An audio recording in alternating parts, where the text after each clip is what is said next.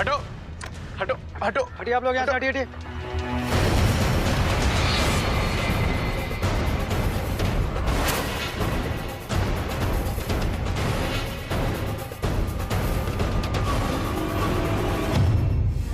आप सब में से कोई लाश को पहचानता है? लाश को सबसे पहले किसने देखा? सर मैंने देखा और मैंने ही आपको फोन करके बुलाया। लाश के आसपास कुछ था? मोबाइल, वॉलेट वगैरह? नहीं सर, कुछ भी नहीं था।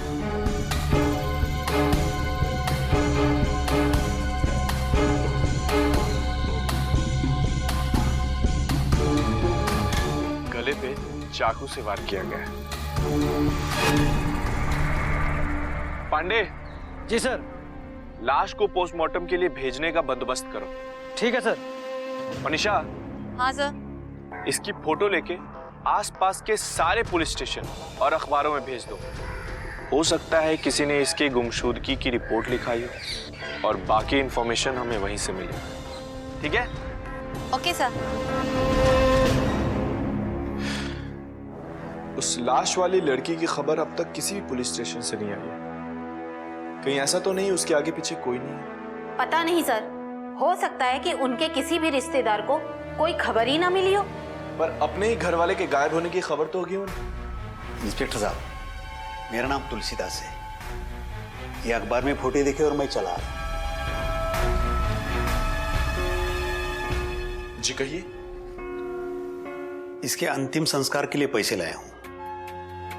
आप कोई ऑर्गेनाइजेशन से हैं या कोई ट्रस्ट चलाते हैं? जी नहीं। फिर इस लड़की के अंतिम संस्कार के लिए पैसे? ये मेरी बेटी है। बेटी? जी हाँ, मगर इसकी मौत का पता उसकी मां को न चले, यही अच्छा होगा। क्योंकि उसको पता है वो कहीं रह रही है, वही ठीक होगा। क्योंकि मैं तो दुखी हूं, फिर उसको क्यों दुखी करूं? देखिए, वो उसकी मां है और किसी भी मां बेटी के बीच में गहरा प्यार होता है। प्यार नहीं सर, इसके बीच तो यहां सिर्फ नफरत बची है। देखिए, जीते जी हमारे बीच जितनी भी नफरत हो, मरने के बाद हमें रिश्ते निभाने ही पड़ते हैं। यही हमारे देश की संस्कृति है। आप भी अपनी नफरत मिटा दीजिए। और कहीं यही नफरत उसके मौत का कारण तो नहीं?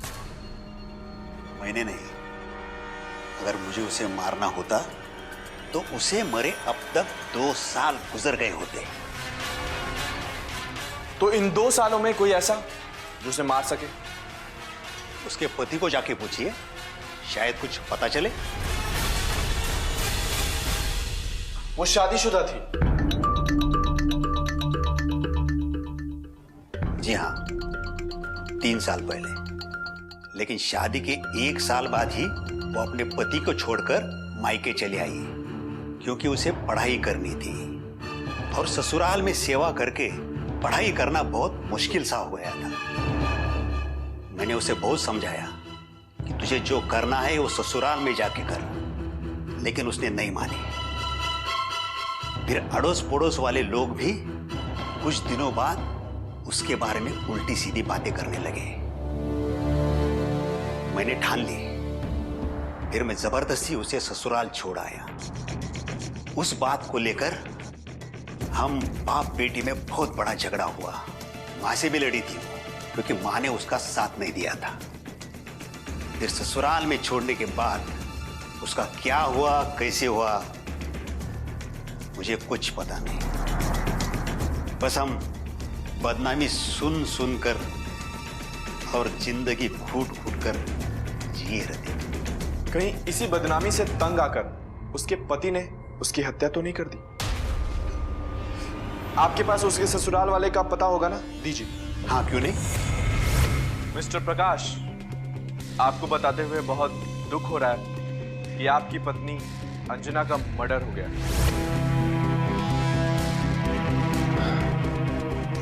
कोई बात नहीं इंस्पेक्टर, इसमें दुखी होने वाली कोई बात नहीं। उसके पिता यानी आपके ससुर, उनको शक है कि उसका मर्डर आपने ही किया है। काश काश उसका मर्डर मैंने किया होता इंस्पेक्टर साहब, तो आज मैं दुनिया का सबसे खुशनसीब इंसान होता। लेकिन मैं तो उससे पिछले 1.5 साल से मिला ही नहीं।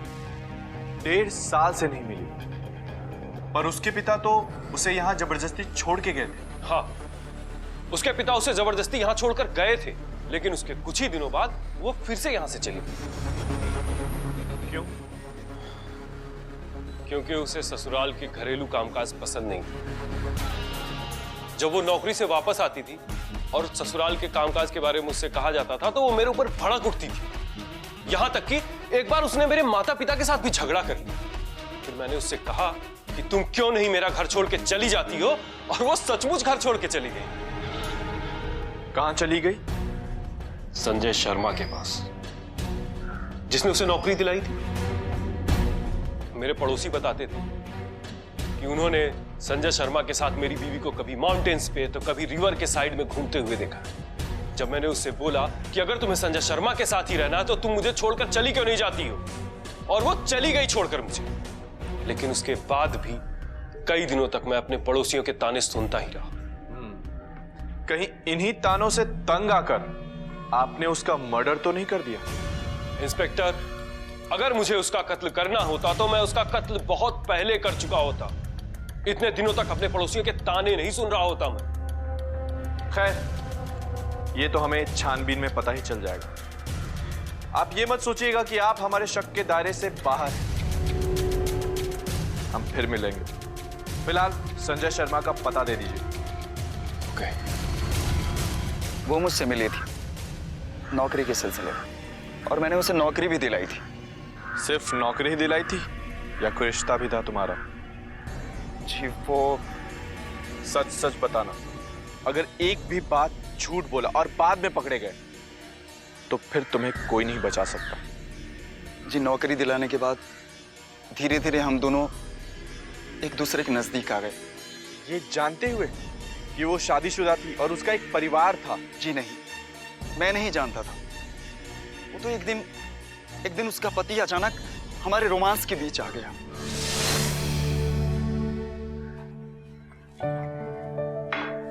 थैंक यू संजय जी, आपकी वजह से मुझे इतनी अच्छी जॉब मिली। इतनी अच्छी नौकरी के लिए इतना बेकार सा थैंक यू? मैंने तो सोचा था। क्या सोचा था आपने? खैर जाने दो। बताइए ना, क्या सोचा था आपने?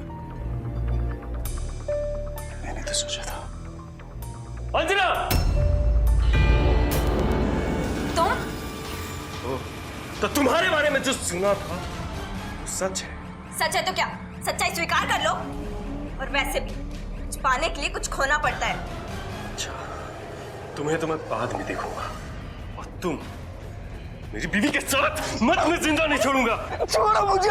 तुझे तो मैं जान से मार दूंगा। छोड़ो मुझे!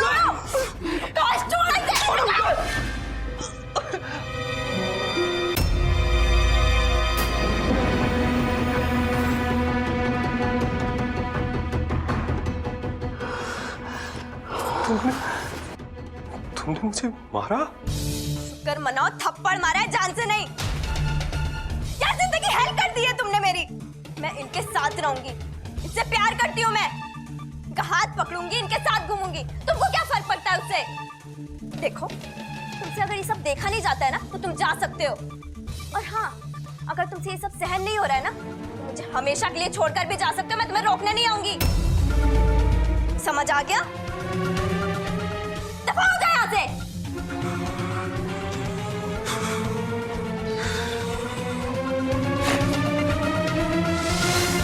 हो सकता है इसी बात का गुस्सा वो अपनी पत्नी पर निकाल दिया हो।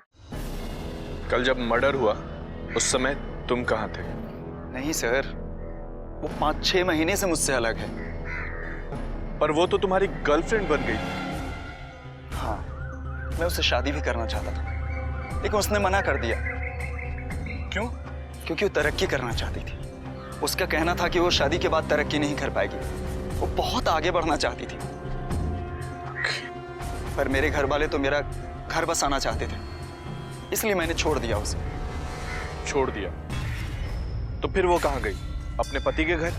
उसकी बातों से तो नहीं लगता था सर कि वो कभी भी अपने पति के पास वापस जाएगी। लेकिन हाँ, एक अमरीश नाम का लड़का था जिसका जिक्र वो हमेशा किया करती थी, क्योंकि हमसे ज्यादा हेल्प करता था वो, हमसे ज्यादा पैसा वाला था ना वो।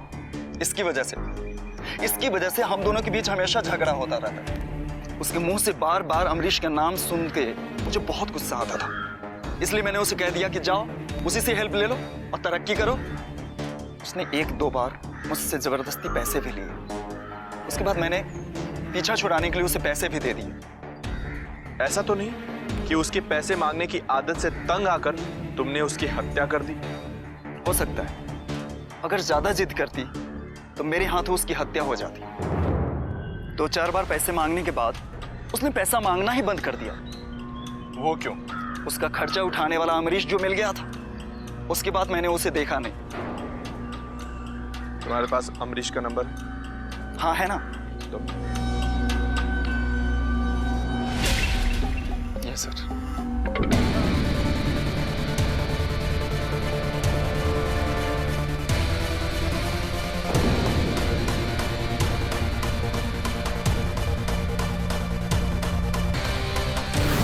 क्या अंजना का मर्डर हो गया? कैसे? कब हुआ? कल हुआ। किसने किया? यही तो पूछने हम तुम्हारे पास आए हैं। तुम बता सकते हो कि कौन है जो उसका मर्डर कर सकता है? मैं कैसे बता सकता हूँ? क्यों?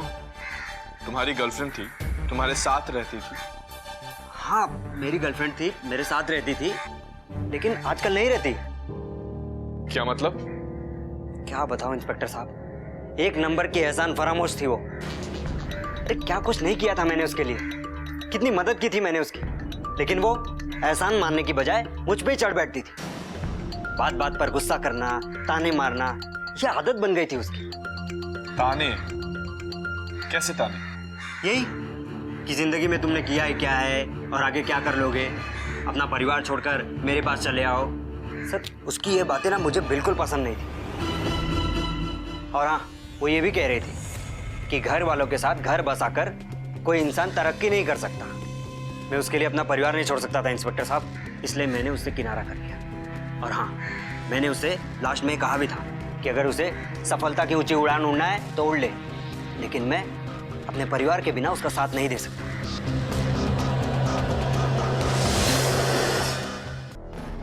मिस्टर नीलेश। जी सर। आपकी दोस्त अंजना के मर्डर के सिलसिले में हम आपसे इंक्वायरी करने आए हैं। सर, अंजना का मर्डर हो गया? कब, कैसे, कहाँ सर? हम आपके सवालों का जवाब देने नहीं, अपने सवालों का जवाब लेने आए। कल आप कहाँ थे? सर, मैं यही था अपने घर में। पूरे दिन? पूरे दिन क्यों सर? क्योंकि कल ही अंजना का मर्डर हुआ है और जहां तक हम जानते हैं आजकल वो आपकी गर्लफ्रेंड थी। I mean, आपकी गर्लफ्रेंड है। है नहीं इंस्पेक्टर साहब, आपने पहले से ही कहा थी। गर्लफ्रेंड थी सर। क्या मतलब? हम काफी दिनों से साथ रह रहे थे, जैसे पति पत्नी। आखिरकार एक दिन मैंने फैसला किया कि मैं अपने माता पिता से उसे मिलाऊं। मैंने जब उसे अपने माता पिता से मिलाया तो उन्होंने उससे शादी की बात की। अरे सुनो ना यार। अरे क्या हुआ, क्यों यार, गुस्सा हो तुम्हारे गया? माँ बाप भी ना बड़े अजीब हैं। क्या हुआ? हमारी शादी की बात कर रहे थे वो। तो अंजना, इसमें गलत क्या है? यार देखो, हम लोग भी तो पति पत्नी की तरह रहते हैं और उनकी अब उम्र हो गई है और मम्मी पापा को एक प्यारी सी बहू भी तो चाहिए।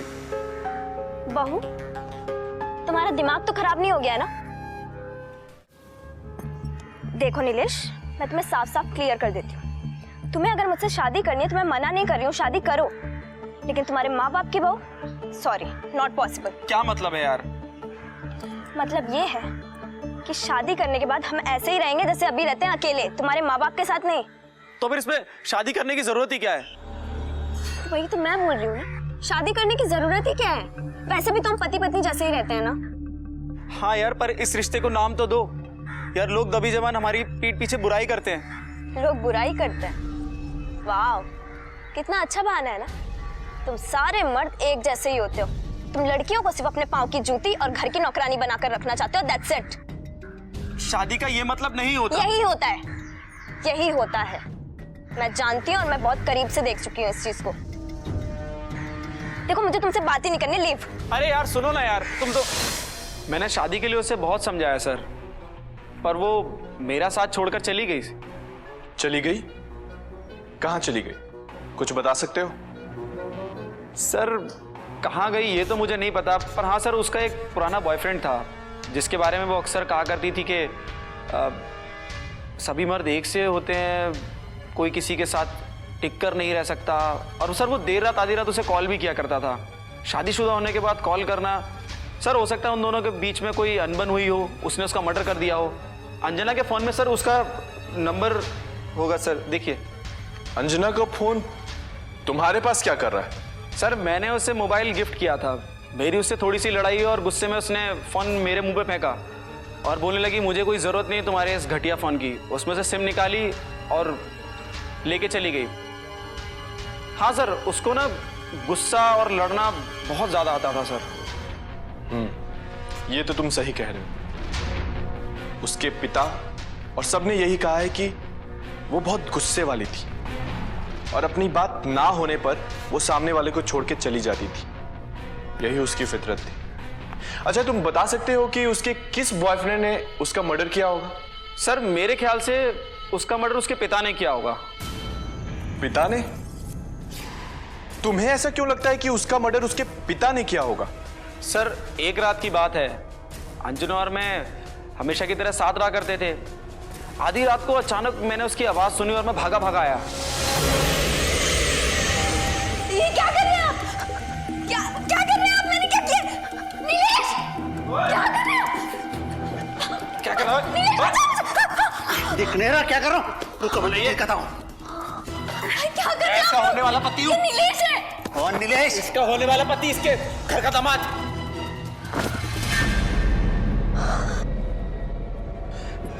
कौन था ये? पापा थे मेरे।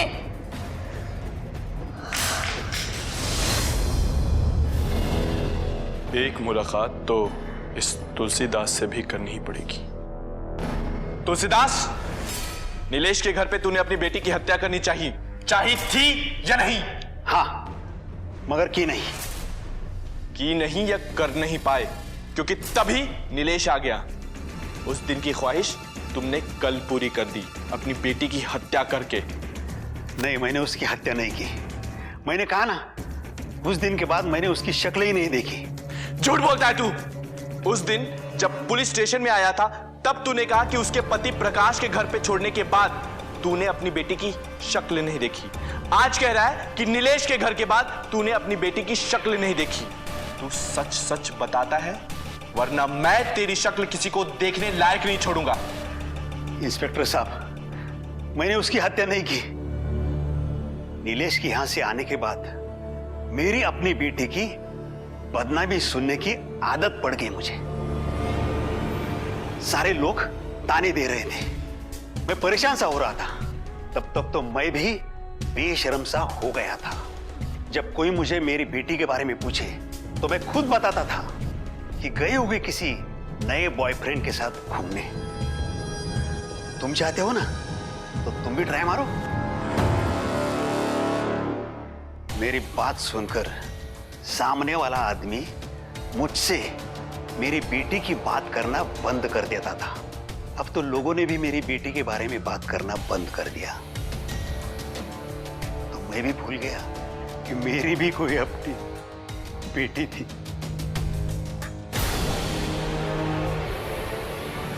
झूठ बोलता है, झूठ बोलता है, पुलिस को गुमराह करता है। सच बोल। क्या सच बोलूं सर? तूने कहा था अंजना के चले जाने के बाद तू उससे कभी नहीं मिला, पर तू उससे लगातार संपर्क में था, फोन पे। हो सकता है पर्सनली भी हो। हाँ सर, मैंने कॉल किया था उसे। क्यों? सर वो मेरे साथ काफी दिनों तक साथ थी। अचानक वो मुझे छोड़ के चली गई तो मुझे उसकी याद आ रही थी।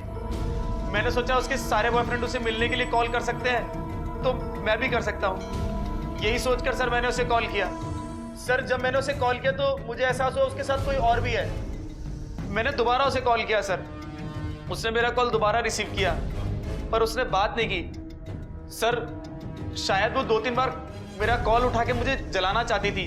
वो अपने बॉयफ्रेंड के साथ थी। तू सच बोल रहा है? सर मैं बिल्कुल सच बोल रहा हूँ। आपके पास सारी कॉल डिटेल्स हैं। आप चेक कर लीजिए।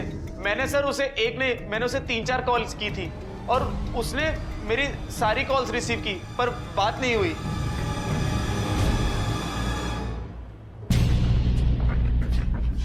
क्या हुआ सर, कुछ पता चला? कुछ समझ में नहीं आ रहा निशा।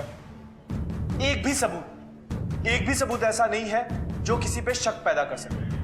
अब तक हम अंजना के पिता, पति और बॉयफ्रेंड्स के पीछे घूम रहे हैं। सर, कॉल डिटेल्स में नीलेश के पास संजय का नाम भी आता है। बता मैं क्या बताऊं सर? अंजना से रिश्ता टूटने के बाद तेरी शादी हो गई थी, फिर भी तूने उसको फोन किया। जरूर तुम दोनों के बीच फिर से संबंध हुआ होगा और पैसे की लालची अंजना ने तुम्हें ब्लैकमेल किया होगा और इसी गुस्से में तूने उसकी हत्या कर दी। नहीं सर, ऐसा कुछ भी नहीं हुआ सर। जिस वक्त उसकी हत्या हुई मैं किसी और पार्टी में बिजी था सर। आपको विश्वास नहीं होता ना सर, मैं दिखाता हूँ। ये देखिए सर, ये देखिए मैं पार्टी में बिजी था कि नहीं सर। क्लिकिंग डेट और समय के साथ है सर, देखिए।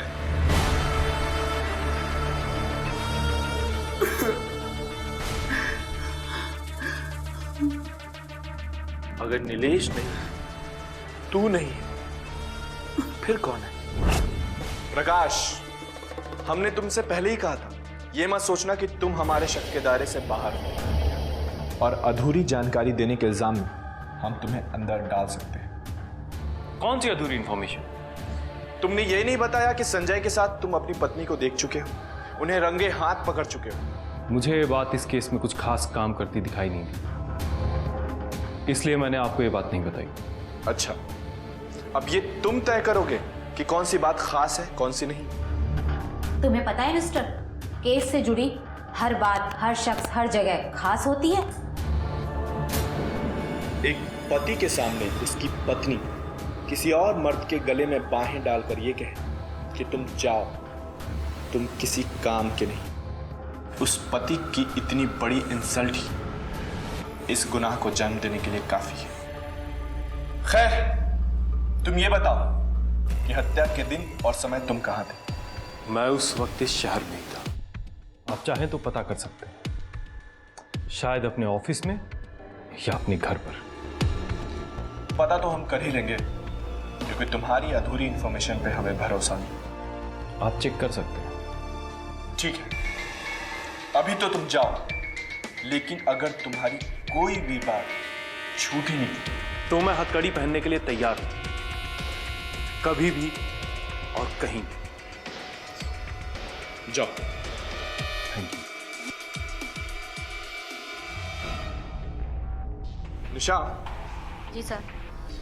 मुझे नहीं लगता कि पत्नी का सताया ये शख्स झूठ बोल रहा है। एक काम करो, तुम अमरीश को फिर से बुलाओ। मिस्टर अमरीश, आप अब भी अंजना के हत्यारे के तौर पर शक के दायरे में। क्या बता सकते हैं कि जब अंजना की हत्या हुई उस समय और दिन आप कहाँ थे? सर, आप इसे मेरी कमजोरी कह सकते हैं, क्योंकि मैं किस दिन कितने बजे कहाँ था मुझे जल्दी याद नहीं आता। लेकिन हाँ, शायद मैं घर पर ही था। घर पर थी? क्या इस बात को आप साबित कर सकते हैं? घर पर होना कैसे साबित करूं सर? ना तो मेरे घर पे कोई रिश्तेदार है, ना कोई नौकर, ना सीसीटीवी कैमरा। अरे मैं क्या, अकेले रहने वाला कोई भी शख्स बड़ी मुश्किल से ही आपको घर पे रहने का सबूत दे सकता है। घर में अकेले है तो क्या हुआ, आस पड़ोस में तो लोग रहते हैं, उनसे अगर कोई बात हो जाए ना तो सबूत बन जाता है। और सोसाइटी में सीसीटीवी कैमरा, जो कि बहुत सारे सबूत साबित कर देता है कि आप घर पर थे। इतना तो आप कानून वाले ही सोच सकते हैं मैडम, और सबूत भी जुटा सकते हैं। लेकिन मैं आप लोगों से इतना कहना चाहता हूँ कि उस दिन मैं घर पर था और अपने प्रोजेक्ट पर काम कर रहा था। एक काम कीजिए, आप कल आप शाम में अपने घर पे रहिएगा, हम आते हैं आपके घर पर सबूत ढूंढने। और अगर सबूत नहीं मिला तो फिर आप सबको मिलेंगे हवालात के पीछे। अब आप जा सकते हैं।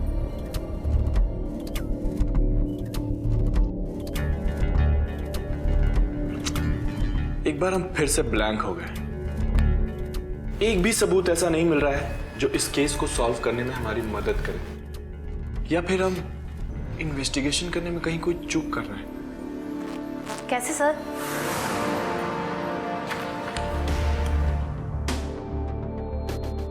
ये अंजना की पोस्टमार्टम रिपोर्ट है। निशा, हमें अंजना के घर चल के तलाशी लेनी चाहिए, जहां वो नीलेश से ब्रेकअप के बाद और हत्या से पहले अकेली रहती थी। Let's go. एक कोने की अच्छी सी तलाशी लो। Go. Okay sir.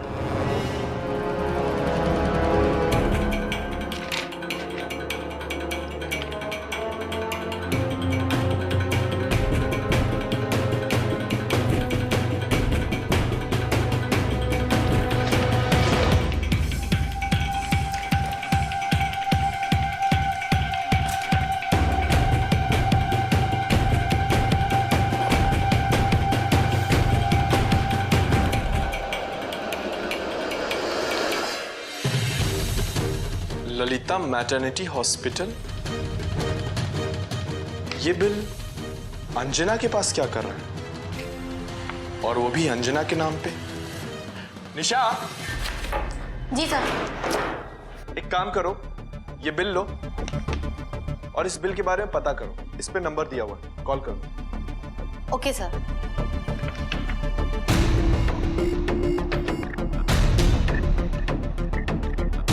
Hello, Lalita maternity hospital. जी, आप मुझे अंजना के बारे में जानकारी दे सकते हैं? कौन अंजना? जिसका खून हो गया? हाँ जी, जी मैं उन्हीं की बात कर रही हूँ।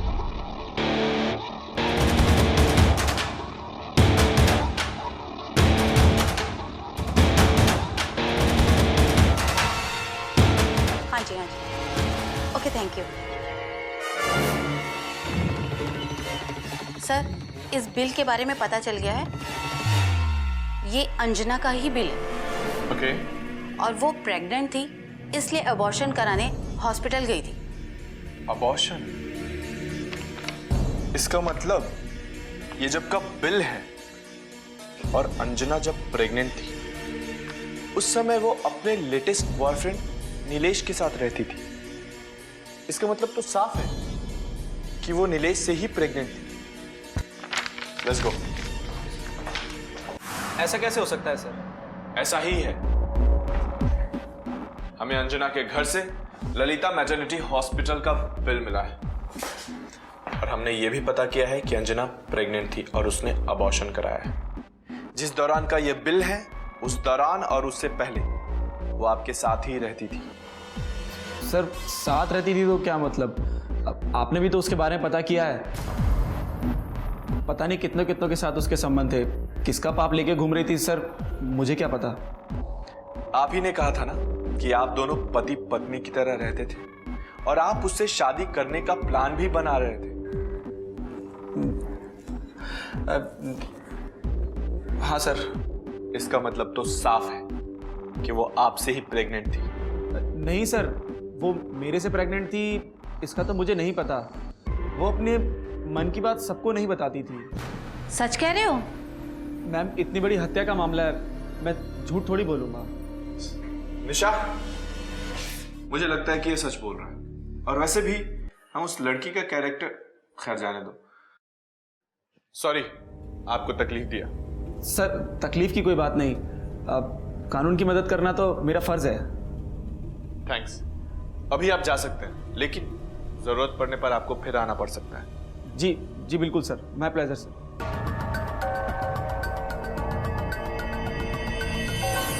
निशा, ये झूठ बोल रहा है। क्या सर? कोई लड़की अपने बॉयफ्रेंड के साथ रहती है और प्रेग्नेंट हो जाए, अपने बॉयफ्रेंड को ना बताए, ये पॉसिबल नहीं। मुझे तो 100% लग रहा है कि ये झूठ बोल रहा है कि हत्या के वक्त ये अपने घर पे था। पांडे, अंजना का कॉल रिकॉर्ड लाना। Okay sir. सर, ये रहा फुल डिटेल्स।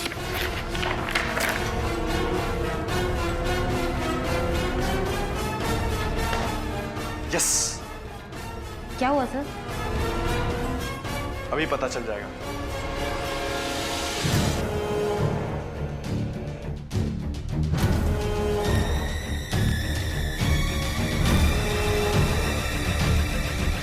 हेलो संतोष, मैंने तुम्हें एक डिवाइस नंबर और एक फोन नंबर भेजा है। पता करके बताओ कि परसों का इनका लोकेशन कहां कहां था। जल्दी। उषा, हाँ सर। हमने अंजना के कॉल रिकॉर्ड में नंबर्स पे ध्यान रखा, पर यहां एक जगह डिवाइस चेंज हो रहा है और हमने उसे ध्यान नहीं दिया। क्या मतलब सर?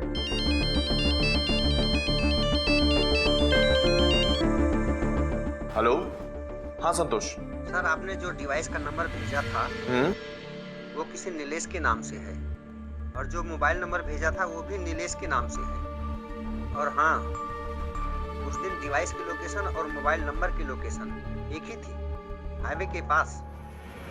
थैंक्स संतोष। जिसका मुझे शक था वही हुआ। Let's go. मिस्टर नीलेश। क्या सर, अभी भी कुछ पूछना बाकी है क्या? अभी तो बहुत कुछ पूछना बाकी है मिस्टर नीलेश।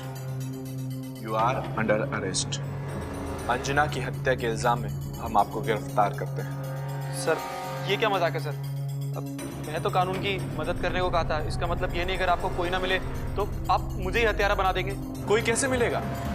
क्योंकि हत्यारे तो आप हैं। सर, मैं? जी आप। आपने अंजना की हत्या की, फिर गुस्से में उसका मोबाइल फोन तोड़ दिया। फिर बाद में आपको लगा कि अगर इंक्वायरी हुई तो मैं फंस सकता हूं। आपने खुद को सेव करने के बारे में सोचा, और सोचा कि आपकी बेगुनाही का सबूत तो अंजना का फोन ही बन सकता था। उसे तो आप ऑलरेडी तोड़ चुके थे। फिर आपको याद आया कि अंजना का वो फोन जो आपके मुंह पे मार गई थी, वो तो आपके पास है। आपने अंजना के टूटे हुए फोन से उसका सिम निकाला और उसके पुराने फोन में डाल के खुद ही अंजना के मोबाइल पे कॉल किया और खुद ही रिसीव किया, ताकि ये लगे कि आपने अंजना को कॉल किया था, उसने रिसीव भी किया, पर आपकी बात नहीं हुई।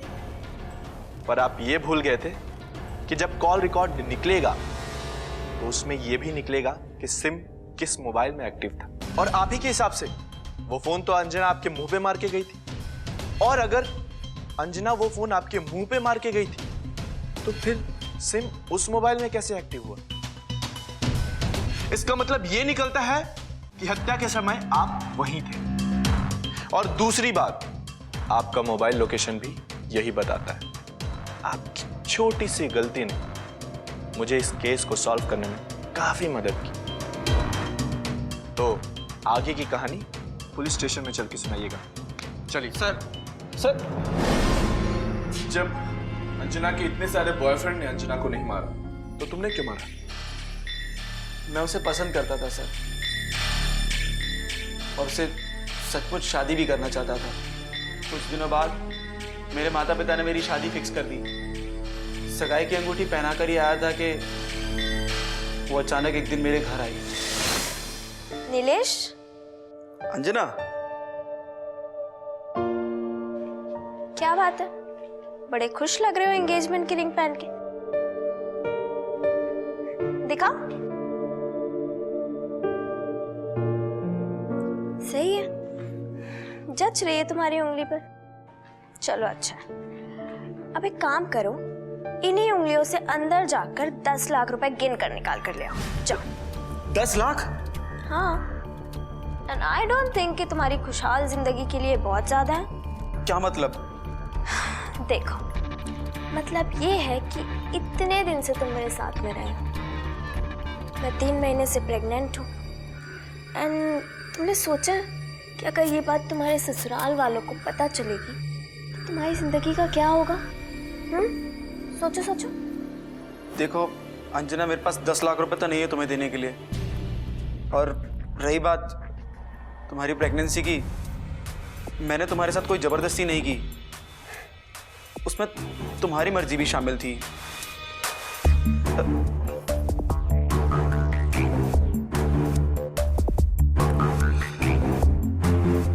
मेरे पास अभी यही है, आप रख लो और ऑपरेशन करा लो।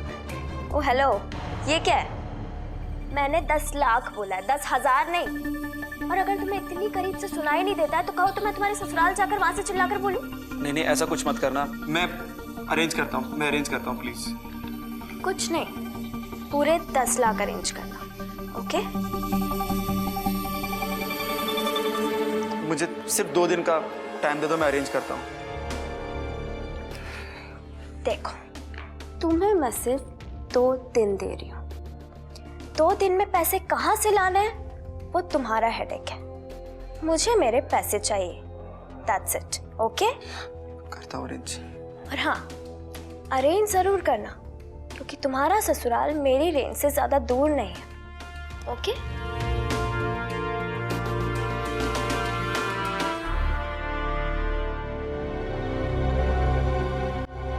फिर आगे क्या हुआ?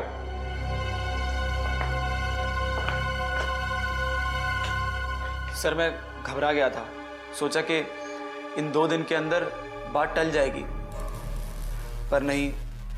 एक दिन मुझे वीडियो कॉल आया और वीडियो कॉल मेरी होने वाली वाइफ का था। उसके साथ अंजना खड़ी हुई थी। मैंने अपनी होने वाली वाइफ से जब पूछा तो उसने बताया कि एक सेल्स गर्ल है। इसको जब पता लगा कि मेरी शादी हो रही है तो बोली कि मैं आपके हस्बैंड से हेलो बोलना चाहती हूँ। तो उसने मुझे कॉल किया। मैं इन सारी बातों से समझ गया था कि अंजना इस वीडियो कॉल के जरिए मुझे एक साइलेंट धमकी दे रही है। मेरी ससुराल तक पहुंच गई है, बस मेरे रिश्ते के बारे में बताना बाकी है। मैंने अंजना से बोला कि अंजना, मैं तुम्हें देता हूँ पैसे, अरेंज करके देता हूँ, मुझे सिर्फ 2 दिन का मोहलत दे दो बस, मैं तुम्हें सारे पैसे अरेंज करके दे दूंगा। मैंने 2 दिन के अंदर ये फैसला कर लिया था कि मैं इसे मार दूंगा, और मैंने 2 दिन बाद उसे कॉल किया। हेलो अंजना, मैं नीलेश। तुम्हें पता है, वो लोग बेवकूफ होते हैं जो मोबाइल पर भी अपना नाम बताते हैं। खैर छोड़ो, एक बेवकूफ़ी तो तुमने कर ही दी है। अब दूसरी बेवकूफ़ी मत कर देना ये कहकर कि पैसों का इंतजाम नहीं हुआ है। पैसों का बंदोबस्त हो गया है। एक रिक्वेस्ट थी। बोलो। पैसा लेना छोड़ दो, इसके अलावा जो भी रिक्वेस्ट होगी मान लूंगी। मैं चाहता हूँ तुम्हें आखिरी बार जी भर के प्यार कर लूँ। क्यों ना हम लॉन्ग ड्राइव पे चले? मैं तुम्हें पैसे भी दे दूंगा, क्या कहती हो तुम? ओके, आइडिया बुरा नहीं है। पैसा लेना छोड़ दो, उसके अलावा तो मैंने कहा ही था जो भी रिक्वेस्ट होगी मान लूंगी। So done. ओके, तो मैं तुम्हारे घर के बाहर से तुम्हें पिकअप कर लूँ? Okay sure.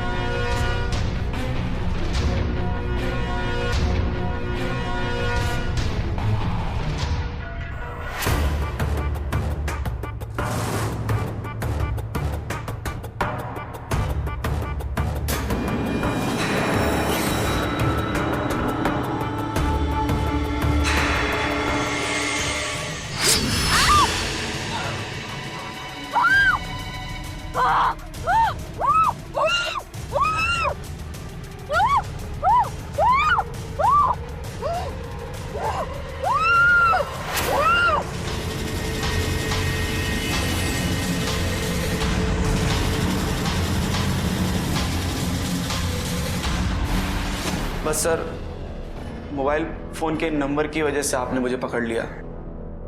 काश मुझसे छोटी सी गलती ना होती तो आज मैं यहाँ ना होता।